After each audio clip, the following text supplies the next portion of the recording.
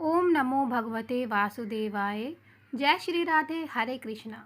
Hindu calendar के अनुसार भाद्रपद महीने के कृष्ण पक्ष की एकादशी को अजा एकादशी कहते हैं और ये श्री कृष्ण जन्माष्टमी के बाद पड़ती है, जिसे अजा एकादशी के नाम से जाना जाता है।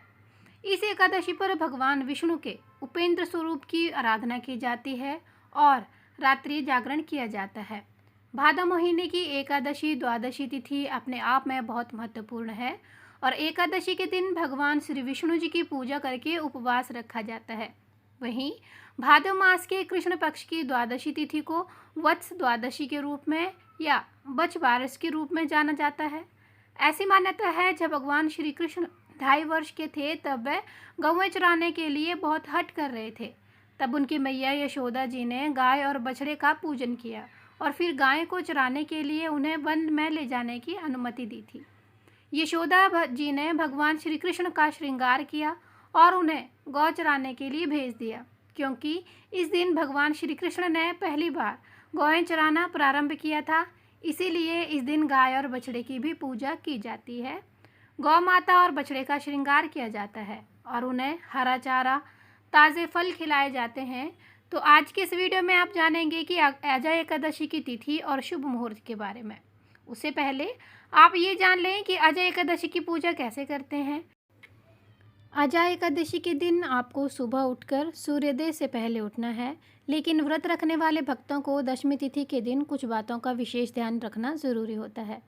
जैसे कि दशमी तिथि को सूर्यास्त के बाद अन्न ग्रहण नहीं करना चाहिए और जो महिलाएं या कन्याएं इस व्रत को रखती हैं उन्हें सिर से स्नान भी एक दिन पहले कर लेना चाहिए और फिर मन में यह संकल्प करके सोना चाहिए कि अगले दिन आप विधि विधान से एकादशी का उपवास रखेंगे। फिर एकादशी के दिन सुबह जल्दी उठकर घर की साफ सफाई करें। झाड़ू पोछा लगाने के बाद पूरे घर में गंगा जल या गौमूत्र का छिड़काव करें। फिर पूरे शरीर में मिट्टी का लेप और तिल का तेल लगाकर कुशा से स्नान करें। स्नान करने के बाद एकादशी का व्रत और पूजा का संकल्प लिया जाता है। उसके बाद दिन भर निराहार रहकर व्रत किया जाता है।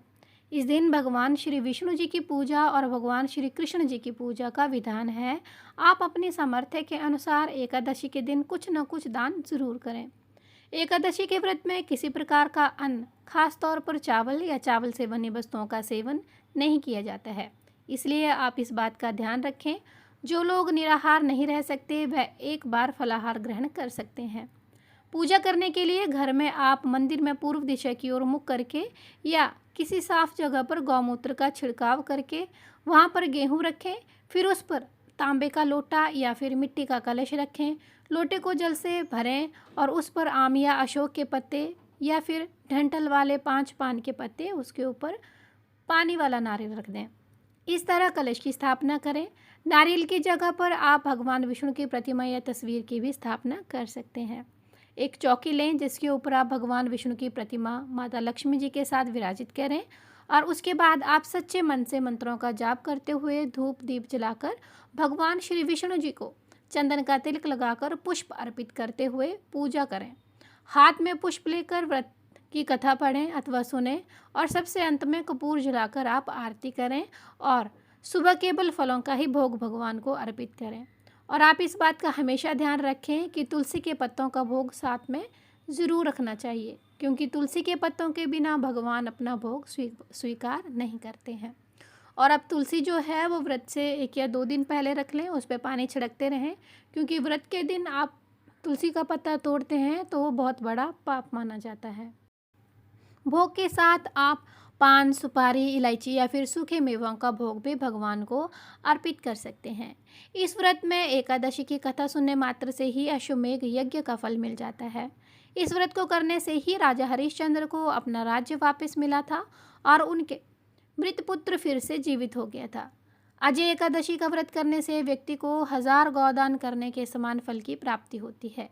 एकादशी की रात को यदि हो सके तो आप जागरण करें और अगले दिन सुबह सूर्योदय होने पर निर्धारित मुहूर्त में ही व्रत का पारण करना चाहिए, क्योंकि इस बार अजय एकादशी के अगले दिन वजपारस का त्यौहार भी मनाया जाएगा। ऐसे में आप भगवान विष्णु के अलावा गाय, बछड़े और भगवान श्री कृष्ण जी का पूजन भी करें और एक दिन पहले चौकी स्थापित करने में जो आपने सामग्री का उपयोग करा है, जैसे कि मिट्टी का कलश हो तो उसका विसर्जन कर देना चाहिए। यदि आपने धातु का कलश स्थापित किया है तो आप उसके जल का विसर्जन कर दें। जो आम के पत्ते, अशोक के पत्ते हैं, आप उनका विसर्जन भी कर दें। और जो गेहूं आपने कलश के नीचे रखे हुए हैं, आप उसमें और गेहूं मिलाकर किसी योग्य व्यक्ति को दान में दे सकते हैं। यदि हो सके तो आज आप वैष्णव को अपने घर पर आमंत्रित करके कर सकते हैं, या किसी पंडित को अपने घर पे बुलाकर उन्हें सात्विक भोजन कराएं और उनका आशीर्वाद लेकर अपने व्रत को पूर्ण करें। इस बार अजय एकादशी 29 अगस्त गुरुवार के दिन इसका व्रत रखा जाएगा। व्रत सुबह से प्रारंभ होकर अगले दिन सूर्योदय तक रहेगा। गुरुवार के दिन पड़ने वाली एकादशी अपने आप में ही बहुत ही शुभ और फलदायी मानी जाती है। इस दिन आप भगवान विष्णु के साथ साथ केले के पेड़ का भी पूजन करें। एकादशी तिथि प्रारंभ होगी 28 अगस्त बुधवार मध्य रात्रि 1:20 से और एकादशी तिथि की समाप्ति होगी 29 अगस्त गुरुवार मध्य रात्रि 1:37 पर इसकी समाप्ति हो जाएगी। द्वादशी तिथि प्रारंभ होगी 29 अगस्त गुरुवार मध्य रात्रि 1:38 से और द्वादशी तिथि की समाप्ति होगी 30 अगस्त शुक्रवार मध्य रात्रि 2:25 पर। 2:25 पर हरिवासर का समय द्वादशी तिथि लगते ही शुरू हो जाता है और हरिवासर का जो समय रहता है वह 31 अगस्त शुक्रवार की सुबह 7 बजे तक समाप्त हो जाएगा। जब तक हरिवासर का समय होता है तब तक आप व्रत नहीं खोल सकते, क्योंकि हरिवासर के समय व्रत नहीं खोला जाता है। इसलिए आप अजय एकादशी का व्रत 30 अगस्त शुक्रवार को सुबह 7 बजे से 10:20 के बीच में, ये 10:25 के बीच में आप व्रत का पारणा कर सकते हैं। तो ये थी हमारी आज की वीडियो। अगर आपको वीडियो में दिखाई गई जानकारी अच्छी लगी हो तो वीडियो को लाइक करके चैनल को सब्सक्राइब ज़रूर कीजिएगा, ताकि सुनाई जाने वाली कथा आप तक हमारे चैनल से पहुंच सके। और कमेंट सेक्शन में आप ओम नमो भगवते वासुदेवाय ज़रूर लिखिएगा या हरे कृष्णा कमेंट में ज़रूर लिखें।